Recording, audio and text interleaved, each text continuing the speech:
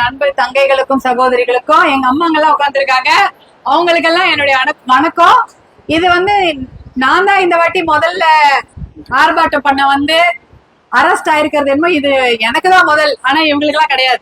எத்தனை முறை அரெஸ்ட் ஆயிருப்பாங்கன்னு தெரியாது. அவ்வளவு பெரிய சீனியர்ஸ் இல்ல. எனக்கு முன்னாடி இவங்க எல்லாம் போட்டோ காட்டுறாங்க. பிளாக் அண்ட் ஒயிட்ல போட்டோ. என்ன போட்டோ? நாங்க ஏற்கனவே மது ஒழிப்பு மாநாடுக்காக போராட்டம் பண்ணி அரெஸ்ட் ஆயிருக்கிறாங்க அப்படின்னு இத்தனை பேரும் அவ்வளவு பழைய போட்டோஸ். எந்த பழைய போட்டோ எடுத்தாலும் மகளிர் சங்கத்துல பாத்தீங்கன்னா முன்னாடி உட்காந்துருப்பாங்க, ஐயாவுக்கு முன்னாடி கீழே உட்காந்துருப்பாங்க, அரெஸ்ட் ஆயிருப்பாங்க, ஏதாவது ஒரு ஜெயில பாத்திருப்பாங்க. இந்த மாதிரி இத்தனை பேரையும் நாங்க பாத்துருக்கிறோம். இன்னைக்கு என்னுடைய சீனியர்களானவங்க எல்லாருக்கும் என்னுடைய வணக்கத்தை தெரிவிச்சுக்கிறோமா. அடுத்ததா என்னுடைய சகோதரர்கள் வந்திருக்காங்க. என்னைக்கும் நமக்கு துணை இருக்கக்கூடிய நம்முடைய சகோதரர்கள், அவர்களுக்கு என்னுடைய நன்றி. ஆமா, என்னைக்கும் அவங்கதான் நமக்கு துணை இருக்கிறாங்க. நம்மள தனியா எப்படி கூட்டிட்டு வந்தாங்க வண்டியில ஏத்தி கை காலை உடைச்சு ஒருத்தவங்க புடவைலாம் நசி போட்டாங்கமா கீழே வந்துதான் கட்டுனேன்னு சொல்லிச்சு ஒரு பொண்ணு. அப்புறம் ஒருத்தர் காலை பிச்சுட்டாங்க. அவங்களுடைய தள்ளு முள்ளுல அவங்க வேணும்ட்டு செய்திருக்க மாட்டாங்க. ஆனா தள்ளு முள்ளுல இதெல்லாம் நடந்து போச்சு. அவ்வளவு கூட்டம், அவ்வளவு கூட்டம், நிறைய கூட்டம். எத்தனை பஸ், அவ்வளவு பஸ். எந்தெந்த ஊரு? தர்மபுரி, கிருஷ்ணகிரி, சேலம், அப்புறம் சவுத்துல இருந்து திண்டுக்கல்ல இருந்து வந்திருக்கிறாங்க. காஞ்சிபுரம், கடலூர், விழுப்புரம், சென்னை, திருவண்ணாமலை, எல்லா ஊர்ல இருந்தையும் நம்மளுடைய மகளிர் செங்கல்பட்டா இருக்கட்டும், அருகாமையில் உள்ள மாவட்டங்கள், வட மாவட்டங்கள், தென் மாவட்டங்கள்ல இருந்து கூட எவ்வளவு பேர் வந்திருக்காங்க மகளிர்லாம். விருதுநகர் மாவட்டத்துல இருந்து எல்லாம் வந்திருக்கிறாங்க. இத்தனை பேர். இப்ப இன்னும் இந்த மண்டபத்துல இவ்வளவு பேர் நம்ம இருக்கிறோம்.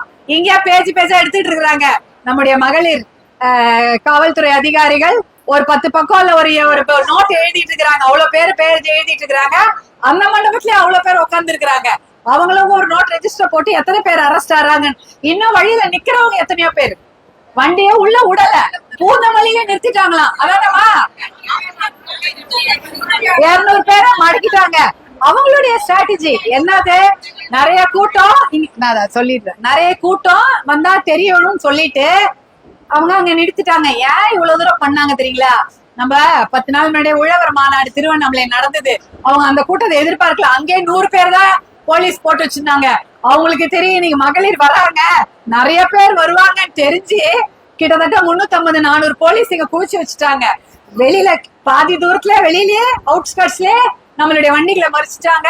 அதையும் மீறி சின்ன வண்டியில காரு, அப்புறம் வேனெல்லாம் நிறுத்திட்டாங்க, பஸ் எல்லாம் நிறுத்திட்டாங்க. இந்த வண்டியில வந்த கூட்டம் தான் இது. இன்னும் அந்த வண்டியில இருந்த கூட்டம் வந்தா நுங்கம்பாக்கமே திணறி போயிருக்கோம். டி நகரே திணறி போயிட்டு இருக்கேன்னா வழி கிடையாது. அத்தனை வண்டி உள்ள இறங்குறதுக்கு அவ்வளவு மகளிர் வந்திருக்கிறாங்க. ஏன் வந்தாங்க? எதுக்கு வந்தாங்க? அதுதான் இங்க முக்கியமான கேள்வி. ஏன்னா நம்முடைய குழந்தைகளுக்காக தான் நம்ம வந்தோம். ஏமா, நம்ம குழந்தைங்களுக்காக தான் நம்ம வந்திருக்கோம். நம்ம குழந்தைங்க ஒண்ணுமே இல்ல.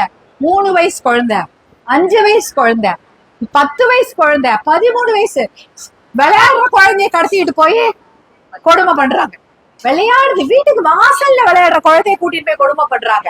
அது இல்லாத பள்ளிக்கூடம் போற குழந்தைய கொடுமை பண்றாங்க. ஒரு NSS கேம்ப் போயிருக்க ஒரு குழந்தை, அங்க அங்க அந்த குழந்தைய பாலியல் வன்கொடுமை பண்ணிருக்கிறாங்க. நாயனாவரத்துல எல்லாருக்கும் தெரியும் இல்லையா?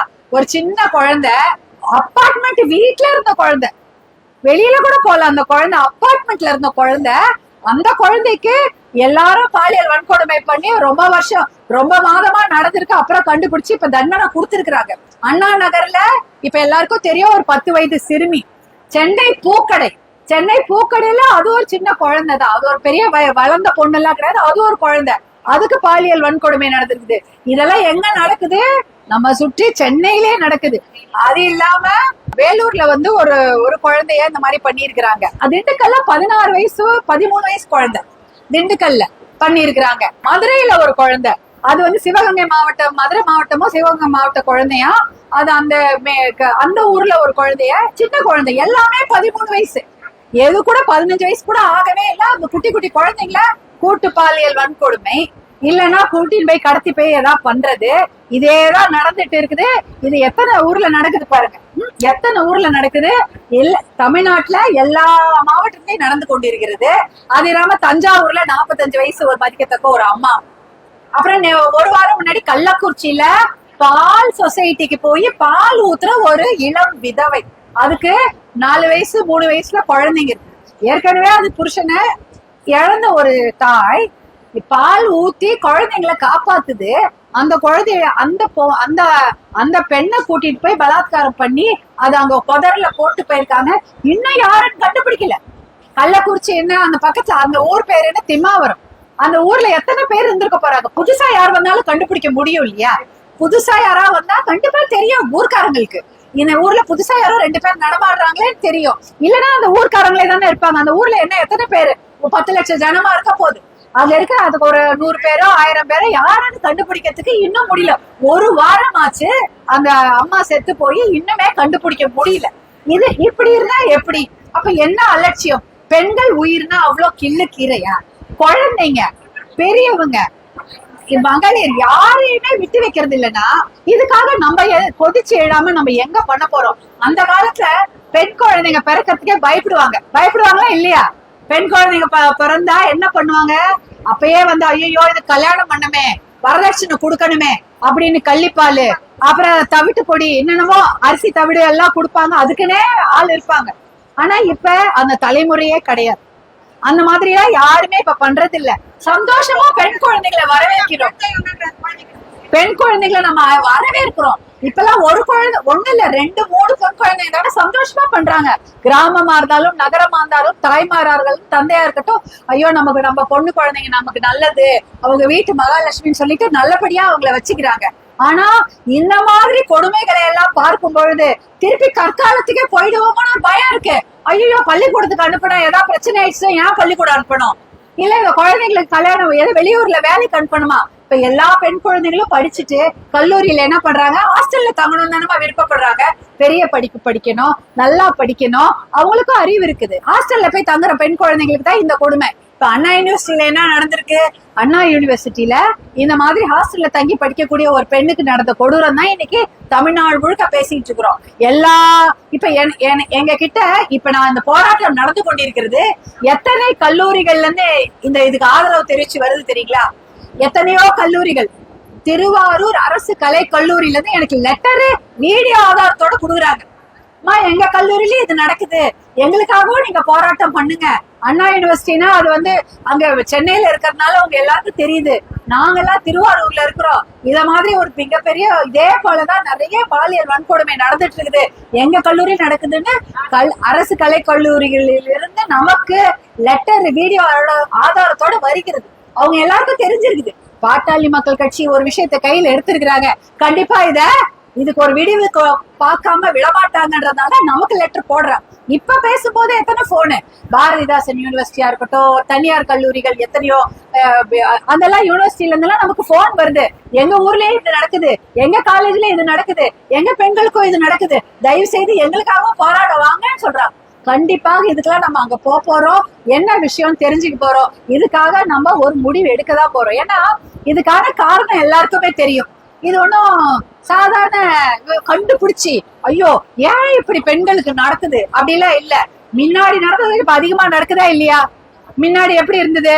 3 வருஷத்துக்கு முன்னாடி 2000ல இருந்த அந்த பாலியல் குற்றங்கள் இப்ப 5000 வரைக்கும் வந்திருக்குது. அப்ப வருஷத்துக்கு ஒரு 1000 பெண்கள் அதிகமாக பாதிக்கப்படுறாங்க, 1000 பெண் குழந்தைகள் அதிகமாக பாதிக்கப்படுறாங்க. இது எவ்வளவு பெரிய தவறு. இதை நம்ம அனுமதிக்கலாமா? நம்ம குழந்தைங்க நம்மளை நம்பி பிறந்துட்டாங்க, அவங்கள நல்லபடியா நம்ம வாழ வைக்கணும், ப்ரொடெக்டடா வாழ வைக்கணும். ஆனா வெளியில அனுப்புறதுக்கு பயம், கடைக்கு அனுப்புறதுக்கு பயம், பக்கத்து வீட்டுக்கு அனுப்புறதுக்கு பயம், ஸ்கூலுக்கு அனுப்புறதுக்கு பயம், காலேஜுக்கு அனுப்புறதுக்கு பயம், வேலைக்கு அனுப்புறதுக்கு பயம். அப்புறம் பொண்ணுங்களை எங்கதான் அனுப்புறது? வீட்டுக்குள்ளேயேவா வச்சுட்டு இருக்க முடியும்? அப்படிதான் எதிர்பார்க்கிறாங்களே, எங்க வெளியே அனுப்ப கூடாதுன்னு சொல்லிட்டு. இத மாதிரி இருந்தா எப்படி நம்ம பெண் குழந்தைங்களுடைய வாழ்க்கை தரத்தை நம்ம முன்னேற்ற போறோம்? அவங்க சந்தோஷம்ன்றது சாதாரண விஷயம். ஒரு படிக்கணும், அவங்க ஒன்னும் பெருசா ஆசைப்படல, நல்லா படிக்கணும், ஏதோ முடிஞ்சா அது வேலை கிடைச்சா வேலைக்கு போகணும். அதுக்கு கூட அவங்களுக்கு பாதுகாப்பு இல்ல, ரோட்ல நடக்கிறதுக்கு பாதுகாப்பு இல்ல. ஐயோ அவங்க ரோட்ல போனா கும்பலா நின்னு சீட்டி அடிப்பாங்க, தப்பு பண்ணுவாங்க, நம்மள கேலி பண்ணுவாங்க, போக கூடாதுன்னு வீட்டுல இருப்பாங்க. கோயிலுக்கு கூட போக முடியாது. எப்படி போக முடியும்? ஏன்னா எங்க போனாலும் கும்பலா நின்று அவங்கள வந்து பாலியல் சீண்டல் இது ரொம்ப அதிகமா நடந்துருக்கு. இதுக்கெல்லாம் காரணம் 2 விஷயம்தான். இங்க தமிழ்நாட்டுல கிடைக்கக்கூடிய மது, ஏன்னா தெருவுக்கு தெரு. இப்ப முன்னாடியாவது டாஸ்மாக் அதெல்லாம் இருந்தது, இப்ப என்ன சந்து கடை தெரியுமா? எல்லாரும் எந்த ஊர்ல இருந்து வரீங்க? கிருஷ்ணகிரியில சந்து கடை இருக்கா? இருக்குதா? எனக்கு தெரிஞ்சு தருமபுரியில சந்துக்கு சந்து சந்து கடை தான் இருக்கு. இருக்குதா இல்லையா? சந்து கடை என்பது அரசாங்கம் இல்லாம யார் யாரோ போட்டுக்கிறது தான். ஏன்னா அங்க தனியா விக்கிறாங்க. சந்து கடை வந்து அதிகமாக இருக்கிறது. இதெல்லாம் மதுவை எல்லாரும் கையில குடுக்கறதுக்கான ஒரு பிரச்சாரம். அடுத்தது போதை. மது குடிச்சா கூட வாசனை வரும், கண்ணு சிவப்பாவும் தெரியும். போதையில அது கூட தெரியாது. கஞ்சா அப்படின்னு என்னென்னமோ டேப்லெட் எல்லாம் சொல்றாங்க. அத சாப்பிட்டா அவங்களுக்கு நம்ம பக்கத்துல வந்து நின்னா கூட அவங்க மேல வாசனை வராது. ஏதோ சாதாரணமா நிக்கிறாங்கன்னு நினைச்சிருப்பானா அவங்க போதையில இருப்பாங்க. அப்படி இருக்கவங்க கண்டிப்பாக பெண்களுக்கு தொல்லைகள் கொடுப்பாங்க. ஏன்னா அவங்க நிலையில அவங்க இல்ல. அப்ப அவங்க என்ன பண்ணுவாங்க, பெண்களுக்கு தொல்லை கொடுக்கணும்னு நினைப்பாங்க. ஒருத்தன் கொடுத்தா கூட இருக்க 10 பேரை சேர்ந்துக்குவோம். அந்த மாப் பிஹேவியர்ன்றது அதுதான். ஒருத்தர் தப்பு பண்ணா இன்னொருத்த தட்டி கேட்கறதுலாம் கிடையாது, அவனா கூட சேர்ந்து தப்பு பண்றது. இப்போ பாலியல் வன்கொடுமை, அதுவும் கூட்டு பாலியல், அவன் மனுஷன், அவன் மாம்பளையும் கிடையாது, மிருகங்க. மிருகங்க கூட பரவாயில்ல. அது ரொம்ப இவ எதுக்குதான் சேர்த்து ராட்சசனுங்க. இவங்களெல்லாம் சும்மா விடலாமா? இவங்களுக்கு உடனே போலீஸ் புடிச்சு உடனே தண்டனை கொடுக்கணும் இல்லையா? 3 மாசத்துல விரைந்து முடிக்க வேண்டும் வழக்குன்னு ஒரு பெரிய சட்ட திட்டமே இருக்கு. 13 அம்ச திட்டம். அந்த 13 அம்ச திட்டத்துல மகளிருக்கு போக்சோ நீதிமன்றங்கள், மகளிருக்கான இந்த மாதிரி சிறப்பு நீதிமன்றங்கள் இருக்க வேண்டும். அதுல தினம் கேஸ் நடக்கணும், வாரத்துக்கு வாரம் கேஸ் நடக்கணும், வாய்தா வாங்க கூடாது. போலீஸோ அரசு அதிகாரிகளோ ஆஸ்பத்திரியில இருக்கக்கூடிய மருத்துவமனை அதிகாரிகள்லாம் எப்படி இந்த மாதிரி பாதிக்கப்பட்ட பெண்களிடம் நடந்து கொள்ள வேண்டும் என்று அவங்களுக்கு பாடம் எடுக்கணும். இப்படிப்பட்ட நிறைய திட்டங்கள் அந்த 13 பாயிண்ட் ப்ரோக்ராம் அதுல இருக்குது. இந்த ப்ரோக்ராம் எல்லாம் கொண்டு வந்தாலே நல்லா இருக்கும். ஏற்கனவே மகளிர் ஒரு தனியாக ஒரு போலீஸ் ஒரு அம்மாவை போடணும், அவங்களுக்கு கீழே மகளிர் நீதிமன்றங்கள் இருக்க வேண்டும் என்ற விதிமுறைகள் இருக்கு, அதெல்லாம் இருக்குது. இருந்தாலும் ஏன் குற்றங்கள் அதிகரிக்குது? பீகார்லயோ மகாராஷ்டிரத்திலயோ இல்ல ராஜஸ்தான்லயோ அதிகமாக இருக்குன்னு சொல்றாங்க. ஆனா இப்ப தமிழ்நாட்டுல அதை விட அதிகமாயிடுச்சு. இதை விசாரணையிலயும் அந்த ஆணையங்கள் சொல்லுது தமிழ்நாட்டுல இப்ப அதிகமா ஆயிருக்கு. அப்ப இதுக்கு எல்லாம் காரணம் மதுவும் போதையும் தெரிஞ்சிருச்சு. அதே சமயம் காவல்துறை மேல பயம் இல்லாம போயிடுச்சு. ஐயோ இந்த மாதிரி தப்பு பண்ணா கூப்பிட்டு வச்சு நம்மள ஒரு வழி பண்ணுவாங்க, நம்ம வாழ்க்கை முழுக்க அலைஞ்சிட்டு இருப்போன்ற பயமே இல்லாததுனாலதான் இப்ப இந்த குற்றங்கள் அதிகரிக்கிறது. காவல்துறை கடுமையாக இருக்க வேண்டும், சட்டத்துறையும் கடுமையாக இருக்கணும். எல்லாத்துக்கும் 3 மாசத்துல கொடுக்க வேண்டிய தீர்ப்பு ஒரு 30 வருஷம் கழிச்சு கொடுத்தா அதுக்குள்ள அவன் வயசாகிதான் போயிடும். உடனே கொடுக்கணும்ல. அதாவது delayed justice is no justice. எப்ப ஒரு பொண்ணுக்கு சீக்கிரமா நீதி வழங்கலையோ அந்த நீதின்றது கிடைக்காமயே போயிடும். அந்த மாதிரி இருக்கக்கூடாது. உடனே அவங்களுக்கு அந்த நீதி கிடைக்க வேண்டும். ஏன்னா அதிகமான குற்றங்கள் அதிகரித்து கொண்டிருக்கிறது. அப்ப சட்டத்துறை காவல்துறை இன்னும் கடுமையாக அதுக்கான தண்டனைகளை அதிகப்படுத்த வேண்டும். அதே போல அரசு என்ன பண்றாங்க, அவங்க இந்த சட்டத்தை கொண்டு வரணும் இல்லையா? இல்ல உடனே இந்த மாதிரி பண்ணா தமிழ்நாட்டுல இதெல்லாம் பண்ண முடியாது. அதே போல இந்த சோசியல் மீடியாலதான் இப்ப பெண்களும் பாதிக்கப்படுறாங்க, ஆண்களும் பாதிக்கப்படுறாங்க. பெண்கள் எதுக்கு பாதிக்கப்படுறாங்க? இந்த போன்ல ஏதாவது வீடியோ வந்துடுச்சுன்னா பயந்து போய் அவங்கள பற்றிய ஒரு வீடியோ தவறான ஒரு பதிவு போன்ல வந்துடுதுன்னா அதை பார்த்த உடனே பெண்கள் பயந்துடுறாங்க. இது நம்ம அப்பா அம்மாக்கு தெரிஞ்சிருமோ இல்ல நம்ம குடும்பத்தாருக்கு தெரிஞ்சிருமோ அப்படின்னு நினைச்சு பயத்துல அதை பிளாக்மெயில் பண்றவங்க கிட்ட போய் மாட்டிக்கிறாங்க. அததான் நான் பலமுறை சொல்லியிருக்கேன், பிளாக்மெயிலுக்கு அடிப்படையாதீங்க. அதை விட அப்பா அம்மா கிட்ட போய் சொல்லிடுங்க. தப்பு வந்தா கூட ஒரு 10 நாள்ல சரியா போயிடும். இதெல்லாம் சோசியல் மீடியால நிக்காது. ஏன்னா அடுத்த நியூஸ் வர வரைக்கும் அந்த பிரச்சனை அது ஓடிட்டு இருக்கும், அதுக்கப்புறம் அந்த பிரச்சனையும் இருக்காது. ஆனா திருப்பி அந்த சோசியல் மீடியால வரக்கூடிய வீடியோக்களை வச்சு அந்த பெண் குழந்தைகளை கொடுமைப்படுத்துறதை கண்டிப்பாக குறைக்கணும்னா சோசியல் மீடியால வரக்கூடிய தவறான வீடியோக்களை பார்த்து யாரும் பயப்பட வேணாம். நேரா வீட்டுல சொல்லுங்க, இல்ல காவல்துறையில சொல்லுங்க, இல்ல கல்லூரியில சொல்லுங்க, இல்ல கல்லூரி முதல்வர் கிட்ட சொல்லுங்க. ஏன் அம்மா இருக்கிறாங்க, இல்ல அக்கா தங்கச்சி இருக்கிறாங்க, அவங்க கிட்ட சொல்லுங்க. அதுவே போதும். வேற எங்கேயுமே கூட சொல்ல தேவையில்ல. பத்திரமாவது இருக்கலாம்ல, யார்கிட்டயும் மாட்டாம இருக்கலாம்ல, ஒரு பயமும் கிடையாது. அதே மாதிரி ஆண்கள் எப்படி பாதிக்கப்படுறாங்கன்னா இந்த சோசியல் மீடியால ஏகப்பட்ட ஆப் எல்லா ஆப்பையும் போன்ல டவுன்லோட் பண்ணிட்டு அதுல பார்க்காத ஆபாச படம் கிடையாது. ஆம்பளை பசங்களோ பொம்பளை பசங்களோ அதை பார்த்து வக்கர புத்தி அடைச்சு கெட்டு போறாங்க. அதுக்கும் சட்டம் கொண்டு வரணும். இந்த ஆப் எல்லாம் டவுன்லோடே பண்ணக்கூடாது. எதுக்கு சட்டம் கொண்டு வாங்க? ஏன் போன்ல அதெல்லாம் டவுன்லோட் பண்ணணும்? எதெல்லாம் டவுன்லோட் பண்ணணும்னா கேள்வி கேட்க வேண்டும். எத்தனையோ நாடுகள்ல அந்த சட்டம் இருக்கிறது. அதாவது தேவையில்லாத ஆப் எல்லாம் போன்ல டவுன்லோட் பண்ண முடியாது, ஆபாச படங்கள்லாம் போன்ல பார்க்க முடியாது. எத்தனையோ துபாய் போன்ற நாடுகள்ல அதெல்லாம் பண்றாங்க. போன்ல நீங்க ஆபாச படம் பார்க்க முடியாது. பாத்தீங்கன்னா அது போலீஸ்க்கு தான் முதல்ல போகும். அந்த மாதிரி எத்தனையோ விஷயங்கள் இருக்கு. இப்ப எல்லாம் டிஜிட்டல்ன்றாங்களே, அதுல பண்ணிட்டு போங்க. ஏன் அந்த ஆபாச படங்கள்லாம் உங்க போன்ல வருது? 6 வயசு பையன் போன்ல எதுக்கு வருது? 10 வயசு பையன் போன்ல எதுக்கு வருது? அதெல்லாம் பாக்குறதுனால தானே இன்னும் கெட்டு போறாங்க. நம்ம பசங்க நம்ம ஒழுங்கா வளர்க்கணும். இன்னைக்கு 2 குட்டி குழந்தைங்க வந்தாங்கல்ல, 1.5 மாச கை குழந்தைகளை கூட்டிக் கொண்டு ஒரு 2 இளம் தாய்மார்கள் இருந்தார்கள். அவங்க 2 குழந்தைங்களுக்கும் பேர்லாம் வைக்க சொன்னாங்க, வச்சோம். அவங்க கிட்ட நான் கேட்டது என்னன்னா, அந்த தாய்மார்கள் கிட்ட, இந்த பையன்களை நல்லா வளருங்க, பெண்களை மதிக்க அந்த பிள்ளைகளுக்கு கற்றுக் கொடுங்கள். 1.5 மாசத்துலயே இன்னைக்கு அவன் போராட்டத்துல கலந்துட்டான் அந்த பையன். நாளைக்கு பெண்களுக்காக குரல் கொடுக்கக்கூடிய ஒரு நல்ல ஆண் மக்களாக அந்த 2 குழந்தைங்களை வளரணும். அதுக்காக தான் நம்ம என்ன சொல்லிட்டு இருக்கிறோம், பெண் குழந்தைங்களை எவ்வளவு கஷ்டம் கண்டிச்சு வளர்க்குறீங்க. இங்க போக கூடாது, ராத்திரி போக கூடாது, குடிக்க கூடாது, சிகரெட் பிடிக்க கூடாது, 10 மணிக்கெல்லாம் வீட்டுக்கு வரணும், 6 மணிக்கெல்லாம் வீட்டுக்கு வரும். அதே கண்டிப்பு ஆண் குழந்தைகளுக்கும் இருக்க வேண்டும்.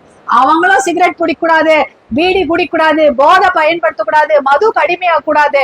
அவங்களும் ஒழுங்கா வீட்டுக்கு வந்து ஒழுங்கா இருக்கணும். ஏன் அவங்களுக்கு மட்டும் பெரிய சுதந்திரம்? அவங்களும் சின்ன பசங்க தானே. மனசு பெண்களுக்கு என்ன மனசோ அதேதான் ஆண் பசங்களுக்கும் மனசு. அவங்களும் கட்டுப்பாடாக இருக்க வேண்டும். படிக்கணும், உடல்நிலையை பார்த்துக்கணும், ஜாகிரதையா இருக்கணும். இந்த விஷயங்களை ஆண் குழந்தைகளுக்கும் நாம கற்றுக் கொடுக்க வேண்டும். அப்படி கற்றுக் கொடுத்தால்தான் நாளைக்கு இந்த பெண் குழந்தைகளுக்கு ஏற்படக்கூடிய இந்த பாதுகாப்பு இல்லாத ஒரு சூழலை கண்டிப்பாக நாம் தவிர்த்து விடலாம். இதை பத்தி தான் நம்ம நிறைய எல்லார்கிட்டயும் பேசணும். நம்ம வீட்டுல பெண் குழந்தைகளை எப்படி வளர்க்குறோம், எவ்வளவு ஸ்ட்ரிக்டா வளர்க்குறோம், அதே மாதிரிதான் ஆண் குழந்தைகள் வளர்க்கணுமா இல்லையா? அந்த சபதத்தை நம்ம ஏத்துக்கணும். நம்ம ஆம்பளை பசங்களுக்கு வீட்டுல அம்மா அப்பாவை மதிக்கணும், அம்மாவை மதிக்கணும், கூட பிறந்த அக்கா தங்கச்சியை மதிக்கணும், எதிர் வீட்டுல இருக்கிற பொண்ணை மதிக்கணும், பக்கத்துல கூட படிக்கிற கல்லூரி தோழியை மதிக்கணும்னு சொல்லி கொடுத்து வளருங்க. அதுதான் ரொம்ப முக்கியமான விஷயம். அப்படி அவன் இருந்தால்தான் பெண்களுடைய பாதுகாப்பு உறுதி செய்யப்படும். எல்லா நேரமும் போலீஸ் வருவாங்க, எல்லா நேரமும் மகளிர் காவல் நிலையம் இருக்கும்னா நம்ம எதிர்பார்க்க முடியாது. ஏன்னா நம்ம தான் அதை நம்ம பாத்துக்கணும். அதே போல பெண் குழந்தைகளை தைரியமாக வளர்க்க மட்டும் இல்ல, அவங்களுக்கு மார்ஷியல் ஆர்ட்ஸ் சண்டை போட சொல்லி கொடுங்க. சொல்லி கொடுக்குறோமா? டான்ஸு, பாட்டு, கோலம், பூ கட்டுறது, இதெல்லாம் சொல்லி கொடுக்குறோம். மார்ஷியல் ஆர்ட்ஸ் முதல்ல கராத்தே, ஜூடோ, கொபுடோ, எத்தனையோ சிலம்பம், எல்லா மார்ஷியல் ஆர்ட்ஸையும் சொல்லி கொடுங்க. சின்ன வயசுல ஸ்கூல்ல சொல்லி கொடுக்கணுமா இல்லையா? மார்ஷியல் ஆர்ட்ஸ் கத்து கொடுங்க. கொடுத்தா தைரியமா இருப்பாங்க. அட்லீஸ்ட் அவங்களை தற்காத்து கொள்ளக்கூடிய ஒரு திறமை அவங்களிடம் இருக்கும். இதையெல்லாம் நாம செய்தோம் என்றால் கண்டிப்பாக இந்த பெண்களுக்கும் பெண் குழந்தைகளுக்கான ஒரு பாதுகாப்பான சூழலை கொண்டு வர முடியும். எனக்கு என்ன இன்னைக்கு இந்த நிகழ்ச்சியில இவ்வளோ பெண்கள் நம்ம வந்தோம், நமக்கு இவ்வளோ காவல்துறை பாதுகாப்பு போட்டு என்னமா ஸ்ட்ராட்டஜி, நம்மள 4 பிரிவா பிரிச்சுட்டாங்க, வண்டி அங்கே வழி மறிச்சிட்டாங்க. நம்மள மண்டபத்துல கொண்டு வரும்போது 10 பேரா கொண்டு வந்தாங்க, 4 மண்டபத்துல பிரிச்சு வச்சுட்டாங்க. இவ்வளவு ஸ்ட்ராட்டஜி பண்ணவங்க அந்த பெண் குழந்தைகளை ப்ரொடெக்ட் பண்றதுக்கு இதளவு ஸ்ட்ராட்டஜி பண்ணியிருந்தாலே அந்த குழந்தைங்களை பாதுகாத்துருக்கலாமே.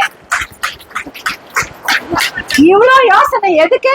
நம்ம போராட்டம் பண்ண வந்தவங்களை வாயை அடைக்கிறதுக்கு இவ்வளவு யோசனை பண்ணவங்க அந்த குழந்தைங்களை பாதுகாக்கிறதுக்கு இந்த யோசனை பண்ணியிருந்தா போதும், இத்தனை குழந்தைங்களுக்கு பிரச்சனை வந்திருக்காங்க.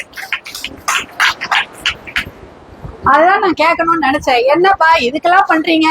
நாங்க என்ன ஒரு கூட்டம் பெண்கள் குழந்தைகளுக்காக, அவங்க பேச முடியாத குழந்தைங்க, 13 வயசு 10 வயசு குழந்தைங்க, அதுங்க தங்களுக்காக என்ன சொல்றதுன்னே தெரியாது. அந்த குழந்தைங்களுக்காக போராட்டம் பண்ண வந்தா எங்க வாய அடைச்சு எங்களை மண்டபத்துல உட்கார வச்சுட்டு அதை தப்பு பண்ணவங்களை வெளியில சுதந்திரமா உலா விட்டுருக்கிறீங்க.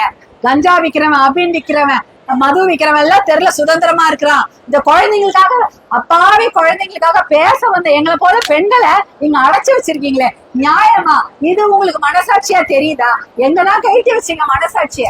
தமிழக அரசை தான் கேட்கணும். ஏன் நீங்க இவ்வளவு சும்மா இருக்கிறீங்க? எதுக்கு சும்மா இருக்கீங்க?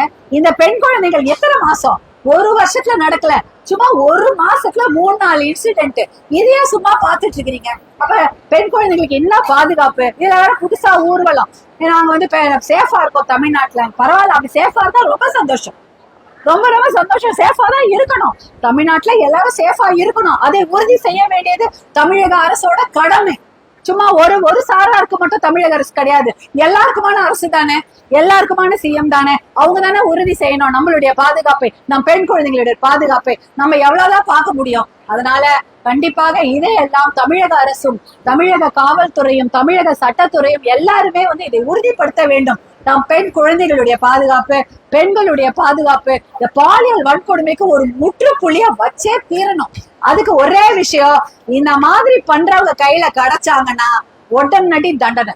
அடுத்த நிமிஷம் அவங்களெல்லாம் பாகுபாடு பார்க்க கூடாது. நீ தப்பு செஞ்சியாப்பா, உனக்கு ஆதாரம் வச்சுக்கிட்டு செஞ்சியா, நீ பக்கத்துல வீடியோ ஆதாரம் இருக்கா, இல்ல கேமரா இருக்குதா, கேமரா வச்சுன்னா செய்வான். அது கூட தெரியாது.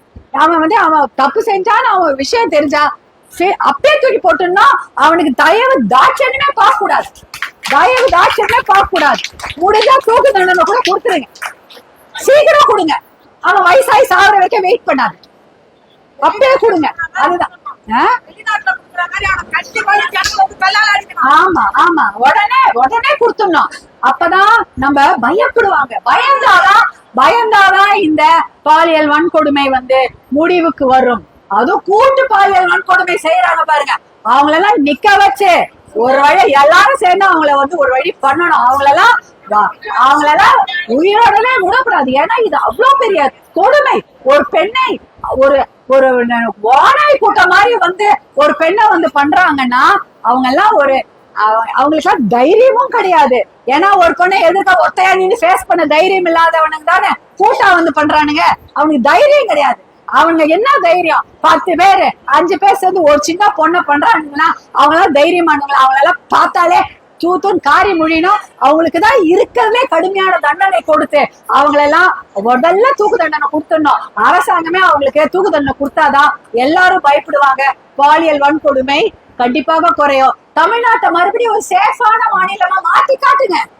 தமிழ்நாட்டுல தமிழ் பெண்கள் வாழக்கூடிய, தமிழ் மகளிரும் பெண் குழந்தைகளும் தைரியமாக பாதுகாப்பாக வாழக்கூடிய ஒரு மாநிலமா மாத்தி காட்டுங்க.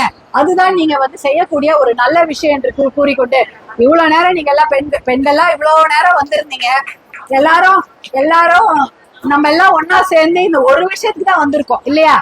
மது ஒழிப்புக்கு நம்ம கூடி இருக்கிறோம், போதை ஒழிப்புக்கு கூடி இருக்கிறோம், இல்ல வேற உழவர் மாநாடு கூடி இருக்கிறோம், எத்தனையோ மாநாடு கூடி இருக்கிறோம். ஆனா இன்னைக்கு பெண்களுடைய பாதுகாப்புக்காக கூடி இருக்கிறோம். இதை நாம் வெற்றி அடைந்தே தீர வேண்டும். ஏன்னா இன்னைக்கு நம்ம எப்படி இருக்கிறோம், நம்ம குழந்தைங்களை பாதுகாக்க வேண்டிய நிலையில இருக்கிறோம். அவங்களுக்கு பாதுகாப்பான ஒரு சமுதாயத்தை, தமிழ் சமுதாயத்தை, பெண்களுக்கு பாதுகாப்பான ஒரு தமிழ் சமுதாயத்தை விட்டு செல்ல வேண்டும் என்றால் பெண்கள் ஆகிய நாம் கண்டிப்பாக ஒன்று கூட வேண்டும். ஒன்று கூடினால்தான் இன்னைக்கு நம்ம பெண் குழந்தைகளுக்கு ஒரு நல்ல எதிர்காலத்தையும் பாதுகாப்பான சூழ்நிலையும் விட்டு செல்ல வேண்டும் என்று கூறிக்கொண்டு, நம்ம எல்லாம் வழிநடத்தி கொண்டிருக்கும் மருத்துவர் ஐயா அவர்களுக்கும், நம்ம எல்லாம் இந்த போராட்டத்தை பிரமாதமாக செய்க என்று உற்சாகப்படுத்தி கொண்டிருக்கும் நம்முடைய பாட்டாளி மக்கள் கட்சியின் தலைவர் மருத்துவர் அன்புமணி அவர்களுக்கும், இன்னைக்கு இங்க வந்து நம்ம எல்லாம் இல்ல, நான் முன்னிலை நீ தலைமை அவங்க தலைமைலாம் இல்ல, ஒரு குழு, ஒரு டீம், நம்ம மகளிர் டீமா செஞ்சுதான் இந்த வேலையை செஞ்சிருக்கோம். எல்லாருக்கும் மனமார்ந்த நன்றி என்று கூறிக்கொண்டு விடைபெறுகிறேன். வணக்கம்.